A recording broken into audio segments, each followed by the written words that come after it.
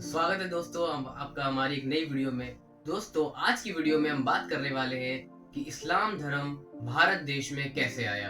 दोस्तों सबसे पहले तो मैं आपको बता दूं कि कोई भी धर्म किसी भी देश में आता है तो उसके पीछे कई वजह होती है। या कुछ बिजनेस को लेकर एक्सचेंज होता है, या तो फिर कोई ऐसा शासक आता है जो किसी दूसरे देश से आकर के किसी देश पे कब्जा करता है और नया धर्म स्थापित करता है। दोस्तों इस्लाम के केस में भी कुछ ऐसा ही हुआ। दोस्तों बात करें भारत देश की, तो इस्लाम जो है तकरीबन सन 7वीं ईस्वी में यानी कि 7th सेंचुरी में इस्लाम भारत देश आ चुका था, क्योंकि दुनिया भर में इस्लाम तेजी से बढ़ रहा था और कुछ ऐसे ट्रेडर्स थे, कुछ ऐसे व्यापारी थे जो केरला और गुजरात के मालाबार कोस्ट के जरिए भारत देश आए और उन्होंने अपना व्यापार भारत देश में किया। तो कुछ लोगों ने ये देखा कि ये एक नया धर्म है और बाहर देश से मुल्क से आया है, तो कुछ लोगों ने उस धर्म को अपनाया। तो ये थी इस्लाम की पहली एंट्री भारत देश में। सन 7वीं ईस्वी में मालाबार कोस्ट के जरिए इस्लाम पहली बार भारत देश पहुंचा।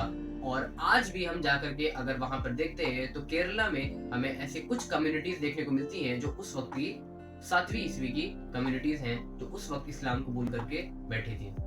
दोस्तों उसके बाद बात किया जाए तो सबसे फेमस जो हमें कहानी मिलती है वो ये है कि सन 712 ईस्वी में बात की जाए, श्रीलंका से एक काफिला अरब की ओर जा रहा था और उस काफिले में औरतें और बच्चे शामिल थे।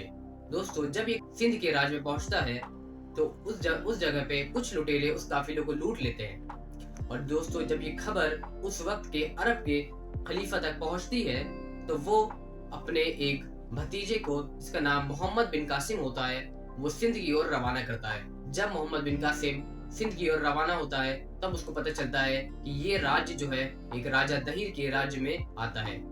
राजा दहिर उस वक्त के राजा हुआ करते थे जो कि लास्ट हिंदू राजा भी कहलाते हैं। दोस्तों मोहम्मद बिन कासिम जब राजा दहिर से ये बात पूछता है कि क्या कोई काफिला लूटा गया है, तो राजा दहिर इस बात से मना कर देते हैं। दोस्तों फिर मोहम्मद बिन कासिम राजा दहिर से एक जंग लड़ता है और राजा दहिर को उस जंग में हरा देता है और फिर 2 साल के लिए मोहम्मद बिन कासिम सिंध के एरिया को रूल करता है। दोस्तों आज भी सिंध के एरिया में बहुत सारी ऐसी कम्युनिटीज हैं जो ये बात साबित करती है कि मोहम्मद बिन कासिम सिंध की इस राज्य पे राज किया करता था, जहाँ पे आज भी बुद्धिज्म और हिंदुइज्म और मुस्लिम कम्युनिटी साथ में रहती है।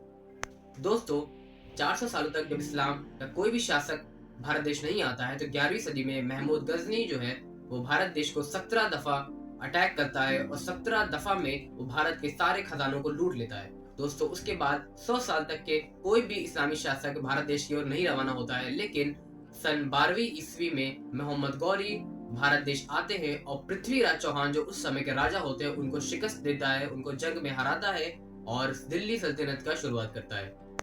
दोस्तों दिल्ली सल्तनत के अंदर बहुत सारे ऐसे राजा आते हैं जो इस्लाम को अपने देश भारत देश में फैलाते हैं और कई तरह के उन पर इल्जाम भी लगाए जाते हैं कि वो लुटेरे थे या फिर उन्होंने कई तरह की बर्बादी इस्लाम को लेकर कई तरह की बर्बादी भारत देश में की। लेकिन दोस्तों वो जो शासन दिल्ली सल्तनत में चलता है वो 1206 से लेकर के सन 1526 तक चलता है। और दोस्तों उस वक्त में जो राजा हुआ करते थे वो अपने कई तरह के अलग अलग इस्लामिक ट्रेडिशंस को भारत देश में अलग अलग राज्य में फैलाया करते थे। ज्यादातर उनका जो कब्जा हुआ करता था वो उत्तरी भारत में हुआ करता था। उस वक्त के जो महान राजा थे जिनमें से कुतुबुद्दीन ऐबक, अलाउद्दीन खिलजी, बख्तियार खिलजी वगैरह भी शामिल थे। दोस्तों दिल्ली सल्तनत के राजा 320 सालों तक भारत में राज करते हैं, लेकिन जब 1526 में बाबर इब्राहिम लोदी को 1526 की लड़ाई में, पानीपत की लड़ाई में उसको हरा देता है, तब उस वक्त शुरुआत होती है भारत देश में मुगल अंपायर की। और वो मुगल साम्राज्य जो है 1857 तक चलता है, जिसमें उनके कई शासकों ने कई सौ सालों तक भारत देश पर राज किया। दोस्तों उन शासकों में बाबर, अकबर, शाहजहां और औरंगजेब जैसे लीडर शामिल हैं। दोस्तों इनकी वजह से इस्लाम कई 100 सालों तक भारत देश में रहा और बहुत तेजी से फैला। इनके ऊपर कई तरह के इल्जाम भी शामिल हैं, लेकिन उन चीजों को लेकर के इतिहासकारों में कई तरह की डिबेट्स भी शामिल हैं। दोस्तों कई सौ सालों तक राज करने के बाद मुगल अंपायर धीरे धीरे कमजोर होने लगा और आखिर में 1857 में बहादुर शाह जफर भी आखिरी मुगल अंपायर रहे।